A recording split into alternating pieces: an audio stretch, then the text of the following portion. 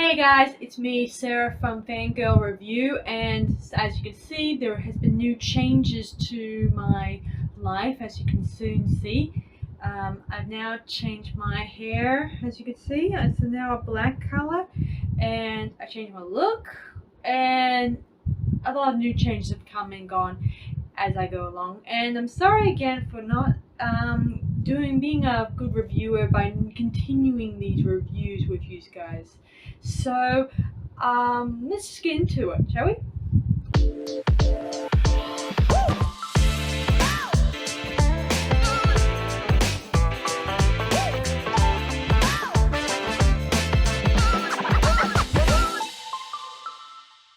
Welcome back to FanGirl Review. So thanks for joining me on my latest video, and today we are reviewing Last Night in Soho. It takes place in England, and it's about a girl named Ellie Turner who goes to London to relive her dreams of becoming a fashion designer by going to attend university and hopefully reach her dreams of becoming a fashion designer and stuff. So let's get into it, shall we?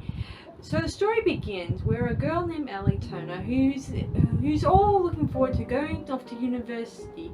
She has her grandma, beside her, supporting her big dream, and hopefully she will do well. Unfortunately, when she gets there, things don't go so well for her because her roommate turns out to be a total jerk, who turns out to be the worst type of person you want to be roomed with. Because as it turns out, when she does start attending university and tries to make friends, most of the girls object to her style, her classic looks, and they all just judge her really harshly, especially her homemade outfit she created all by herself.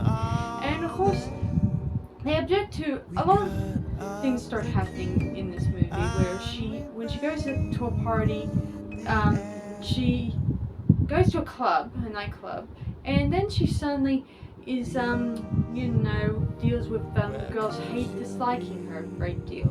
And then when she gets back home to her dorm, she puts up with her roommates bringing in her boyfriend, and she's forced to sleep out in the hall, where there's a huge party taking place with a number of other students that she doesn't know. And one of the students named John takes her Coke. Not Coke like a sniff Coke, like as in Coca-Cola Coke. So anyway, the next morning when she gets out of bed, not really she gets out of bed, she wakes up in the hallway. She finds that she's late to school, and so she has to head down there quickly, obviously, and looking like a mess. And for the next couple of days, she's dealing with the students, and she doesn't realize, she decides that rooming with her roommate is not good for her, so she decides to take her belongings and look for another accommodations to look to. So she goes down to Soho and finds an accommodations down that way, and finds this nice lady who's renting it out, obviously. So she heads down there and she finds accommodations which are very 1960s, if you will. But this doesn't bother her too much because Ellie likes the 60s, that she likes the era. She also has this very big record collection of her own that she likes to play, and you hear most of the records throughout this, including Celine Black, who's a very big singer from back in the 1960s, and her music has been probably still popular in movies and TV. So anyway, she starts, staying there, obviously, and then one night when she's asleep, she starts having this vivid dream of being in the past. I should mention, guys, that Ella Turner is also can see ghosts, but I'm not sure she can see ghosts because, from what I understand, she says that her mother also developed a mental breakdown and killed herself, and because she was hallucinating things. So I don't know if she really sees ghosts, or that the fact that maybe that it's all in her head. It's not really clear. I mean, there's no exploring into too much about this very much in this movie, but we do see her mother hovering inside mirrors throughout this movie. So anyway, Alex starts dreaming about the 1960s, and she meets this new character called Sandy, an inspired singer who wants to sing in Soho and make her big debut. Of course, when she gets to Soho, she gets propositioned by a few unsavory types, including a guy named Jack, who offers to take her under his wing to helpfully get her name out there, obviously. And of course, things don't go so well, but we'll get into that later. Soon after Sandy goes to,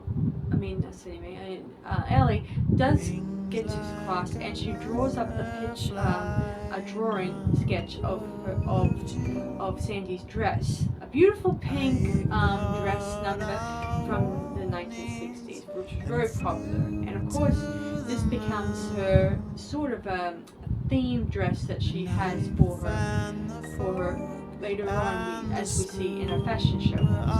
Anyway, later on, she decides to change up her look, and she goes for a blonde look, and she also shops at the same place where Sandy goes to eventually. A beautiful beauty that houses a lot of 1960s styles. And of course, her teacher says, "Ooh, I like your style." The other girls in the class think she's really taking a fashion risk, wearing such old clothes and stuff, but no one seems to take heed about this. And one of her roommates is a total jerk, also said. But of course, I think some of the girls in the group start thinking that she's talking trash and thinking that she's just jealous. Anyway, she also befriends that guy named John, obviously, who is another guy in the dorm, who's another fashion prodigy. He's not gay or anything, but I think he has a romantic interest in Ellie, obviously, as we soon see. Anyway, later on the next night, Eloise has another dream of Sandy, who's taking an audition to this guy who's going to audition her for a singing role. Of course, it goes well, but then we find out this is not really what we think it is, obviously, as it turns out. So it turns out that the seedy club that Jack knows of turns out to be a hotspot for, prostitution. And we soon find out about this because he starts getting her to get some other elderly gentlemen, other men, to sleep with her, and things go rocky because things become more darker and sinister as we go along. Soon enough, Ellie, when she wakes up from her latest nightmare of it, she starts seeing these seedy men in their ghost form haunting her in a creepy sense, and they start terrorizing her in the daytime, and she starts realizing maybe something happened with Sandy in the 1960s, and she should find out what happened to her.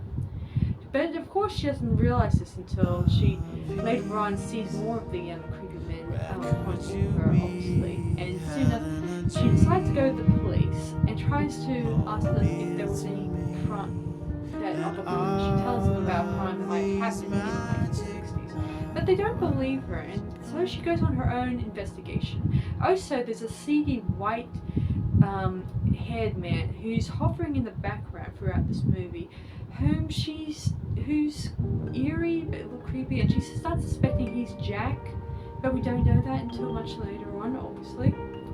So later on, she goes onto a library to find out if there's any unexpected deaths of a singer, obviously, but in the 1960s. But we find out in the 1960s there was a lot of men disappearances that were never confirmed if they were living or dead.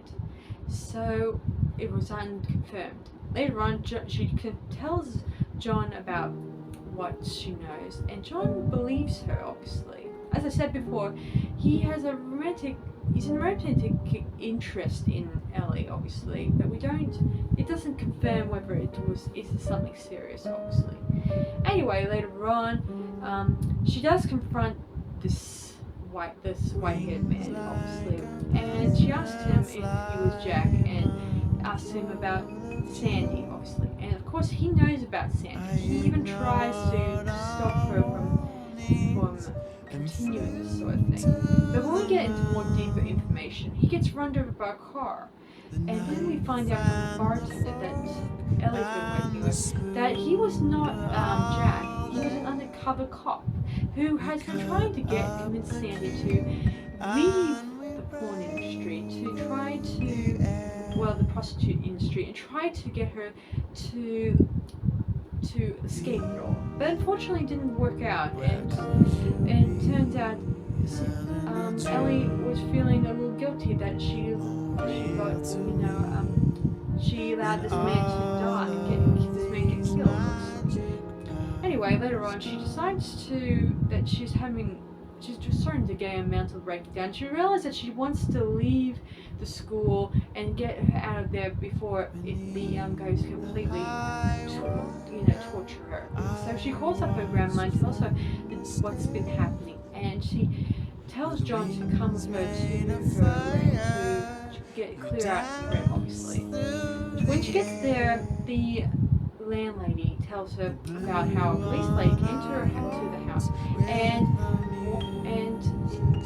interviewed her.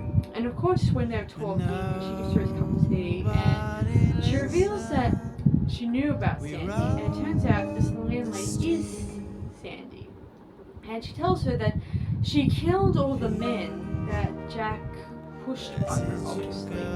And she goes on to explain that she kind of poisoned her tea, and it's going to make her look like she committed suicide.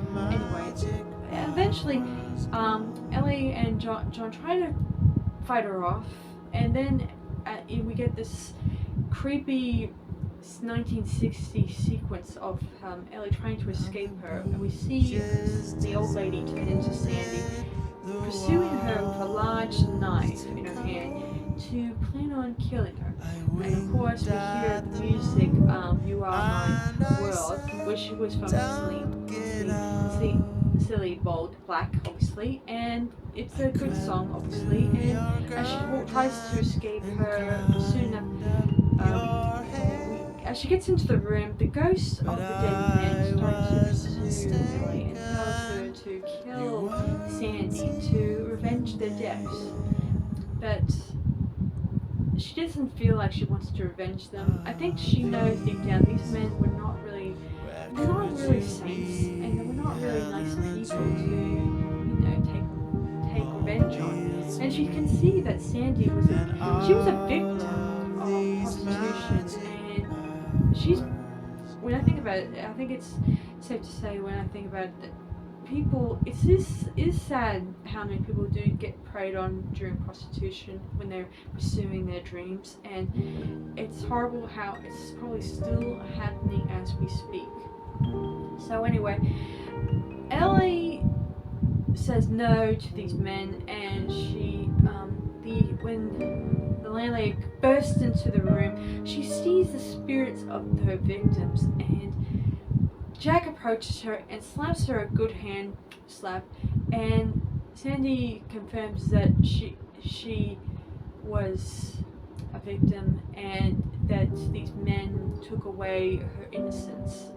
Anyway, she then takes a knife and tries to cut her she cuts her throat, but Ellie approaches her and tells her that it was not all her fault and stuff, and that she should live.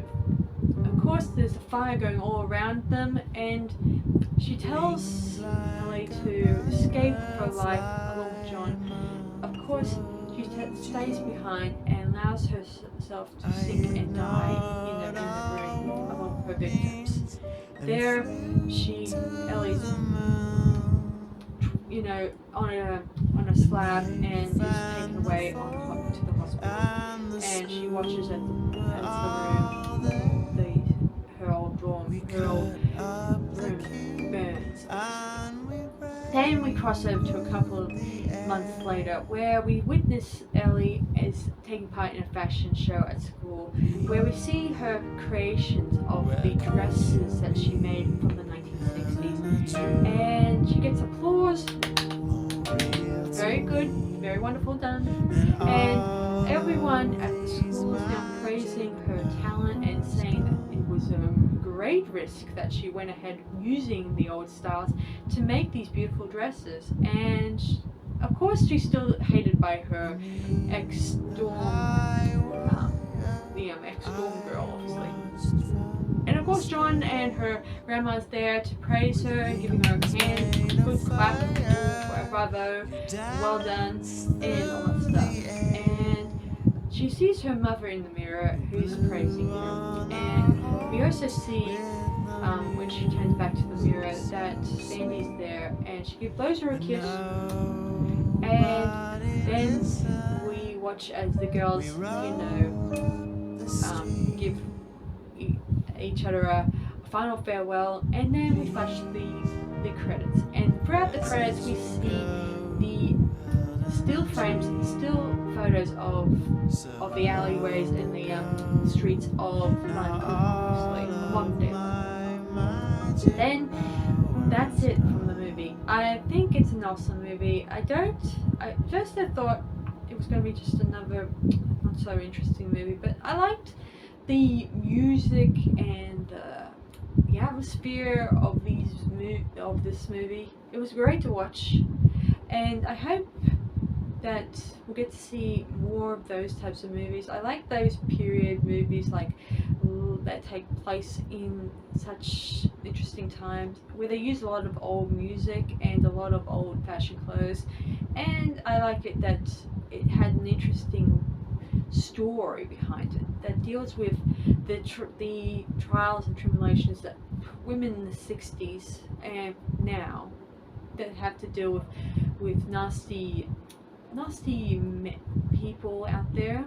And I don't like the fact that it made the men look like victims instead of Sandy being the victim, because Sandy, who was alive and has to put up with her bad memories of her past, and all these ghosts come back to haunt her, to tell her that you murdered us and all that stuff, and should be punished for your crimes and stuff like that.